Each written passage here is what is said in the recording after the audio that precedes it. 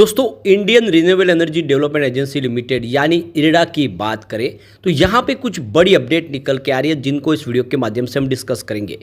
Quarter 4 आने वाला है, आगे की क्या संभावना बनेगी, कैसा क्वार्टर 4 रह सकता है उसको समझने की कोशिश करेंगे और मैनेजमेंट की तरफ से जो कुछ बड़े बयान दिए जा रहे हैं उसके क्या मायने। कंपनी फंड रेजिंग कर रही है और इसके पीछे वजह कि कंपनी का बिजनेस बढ़ता हुआ दिखाई दे रहा है। जिस तरह से सरकार ने इस समय ग्रीन एनर्जी सेक्टर के लिए बहुत सारे अनाउंसमेंट किए उसका फ़ायदा इस कंपनी को हो सकता है। ये कंपनी पूरी तरह से ग्रीन एनर्जी सेक्टर को ही फाइनेंस प्रोवाइड करने का काम करती है और जैसे कि इस समय सोलर रूफटॉप स्कीम भी लॉन्च की गई है और ग्रीन हाइड्रोजन मिशन लॉन्च किया गया। ऐसे में इसका रोल बढ़ता हुआ दिखाई देगा और इसकी प्राइस तो पिछले दिनों बहुत ज़बरदस्त बढ़ चुकी है। अब स्टॉक कंसोलिडेट हो रहा है। क्या आने वाले समय फिर से एक शानदार तेज़ी की संभावना बनेगी? क्या इरडा 4 डिजिट में जा सकता है? जानने की कोशिश करेंगे इस वीडियो के माध्यम से। लेकिन फ्रेंड उससे पहले अगर आप पहली बार हमारे चैनल पे आए तो चैनल को सब्सक्राइब कर दीजिए, एक बेल आइकॉन दबा दीजिए ताकि जब भी नया वीडियो बने पहला नोटिफिकेशन आपको मिले। वीडियो पसंद आए तो लाइक से जरूर कीजिए। चलो फ्रेंड्स वीडियो स्टार्ट करते हैं। मैं हूँ आपका दोस्त SB दवे और हमारे अपने चैनल ऑनलाइन कमाई में आपका बहुत बहुत स्वागत है। तो सबसे पहले इरडा के कारोबार की बात कर ले तो देख सकते हो गुरुवार के दिन स्टॉक की शुरुआत तो पॉजिटिव हुई 138 पर, क्लोजिंग थी 136 के आसपास। बुधवार के दिन इंट्राडे में 139 का हाई भी बना, यानी कि अच्छी दौड़ लगाई, लेकिन ऊपर के लेवल से आ गई प्रॉफिट बुकिंग क्योंकि बाजार भी 1200 पॉइंट तक ऊपर जाके फिर निचले लेवल पे आए। आधे घंटे में 650 पॉइंट की तेज़ी बताई है, तो लगभग जो 550 पॉइंट की गिरावट उसमें ये स्टॉक भी थोड़ा नीचे आया और जो लो बना 135 का और क्लोजिंग भी उसी लेवल के आसपास रही 135.75 के आसपास, जहाँ पे 0.18% की गिरावट देखने को मिली। इसकी परफॉर्मेंस को देखें तो 21 मार्च को स्टॉक 132 के आसपास था, जहाँ पे 5% का अपर सर्किट लगा। 22 मार्च की बात करें तो क्लोजिंग 138 के आसपास रही, जहाँ पे फिर से 5% का अपर सर्किट लगा। 26 मार्च को स्टॉक आ गया 140 के आसपास 1.5% की तेज़ी के साथ, लेकिन 27 मार्च को यहाँ पे प्रॉफिट बुकिंग आ गई। स्टॉक फिर से 136 के आसपास आया 3.4% की गिरावट के साथ और 28 मार्च को स्टॉक की क्लोजिंग 135 के आसपास, जहाँ पे 0.1% की गिरावट हुई। तो पिछले दिनों तेजी शानदार बनी, अब ऊपर से थोड़ा सा इसमें दबाव देखने को मिल रहा है।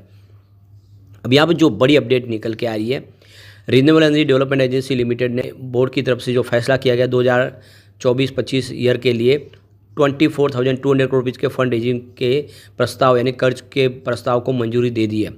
और जो एक्सचेंज को जो फाइलिंग की गई उसमें बताया गया इस कर्ज में बॉन्ड यानी परपेचुअल डेट इंस्ट्रूमेंट यानी PDI, term loan, commercial paper और एक्सटर्नल कमर्शियल बोरोइंग यानी ECB के माध्यम से फंड जुटाना शामिल है, यानी कोई भी तरीके से फंड जुटाया जा सकता है।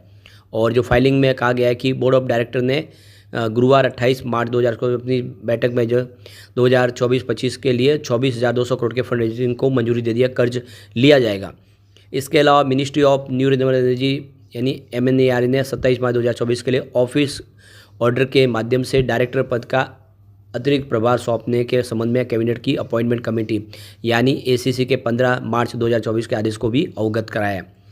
5 मार्च 2024 से ही 6 महीने की अवधि के लिए इरडा के डायरेक्टर टेक्निकल पद पर अतिरिक्त प्रभार विजय कुमार मोहंती डायरेक्टर फाइनेंस इरडा को सौंपा गया है।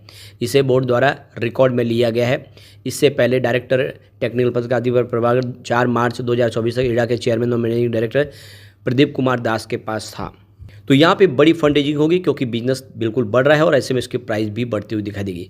अब यहाँ पे मार्केट एक्सपर्ट गौरांग शाह की तरफ से भी यहाँ पे काफ़ी ज़्यादा खरीदारी की संभावना दिख रही है। उन्होंने यहाँ पे एक तरह से देखे तो यहाँ पे एक अच्छा मौका दिख रहा है और इन्वेस्टमेंट के लिए उन्होंने यहाँ पे निवेश की सलाह दी है।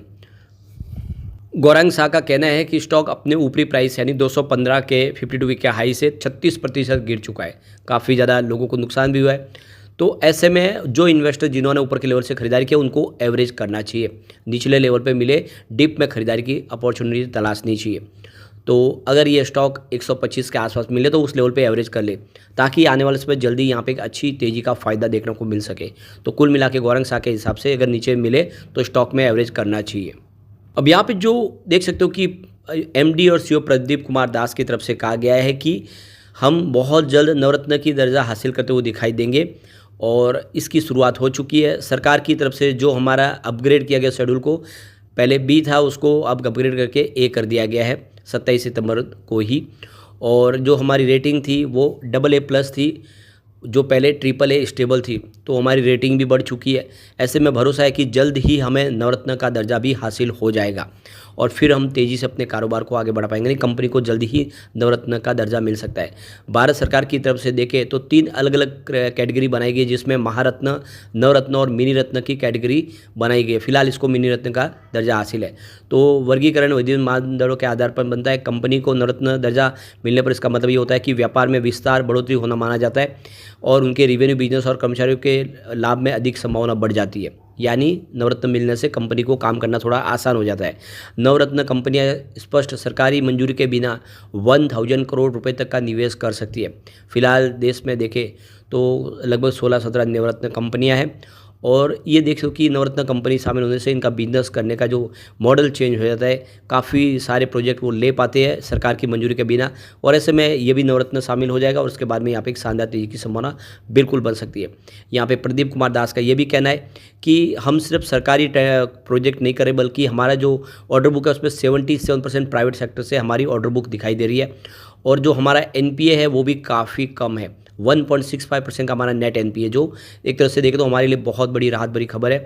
और पिछले कई समय से लगातार हम अपने बिजनेस को तेज़ी से आगे बढ़ाते हुए दिखाई दे रहा है और हमें बहुत ज़्यादा एक तरह से सेटिस्फेक्शन है इस हमारी परफॉर्मेंस के आधार पर। काफ़ी अच्छा पूरी तरह से RE के ऊपर फाइनेंसिंग हम प्रोवाइड करते हैं और आने वाले समय में कुछ बड़े फैसले और लिए जा सकते हैं। तो एक तरह से इरडा में ये अच्छा मौका है आपके लिए भी खरीदारी का निचले लेवल से।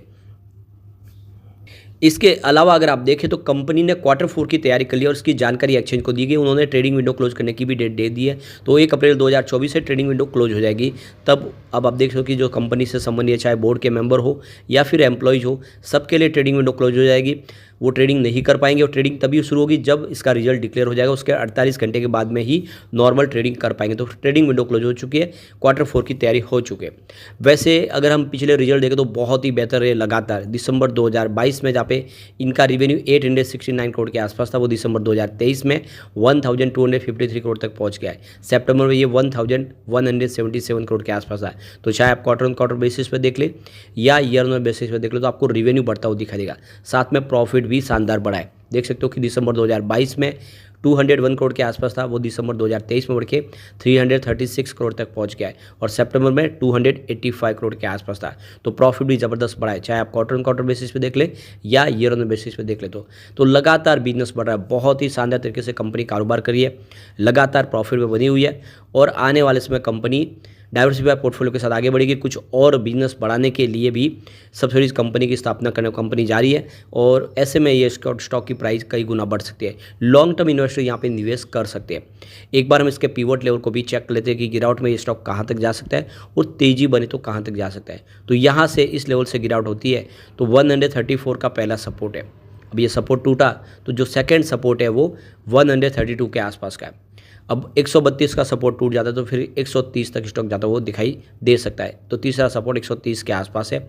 अब यहाँ से अगर हम पॉजिटिव माहौल बन जाता है तो देख सकते हो कि जो पहला रेजिस्टेंस है वो 138 का है। 138 को इसने क्रॉस कर लिया तो फिर सेकेंड रेजिस्टेंस है वो 140 के आसपास है और 140 को इसने पार कर लिया तो जो थर्ड रेजिस्टेंस निकल के आ रहा है वो 142 के आसपास है। यानी 140 को पार करते ही एक बड़ी तेजी की संभावना बन सकती है। तो बहुत ज़्यादा करेक्शन हो चुका है, 215 से स्टॉक नीचे आया है। इस लेवल से एंट्री की जा सकती है। आने वाले समय ये आपको ज़बरदस्त रिटर्न दे सकता है।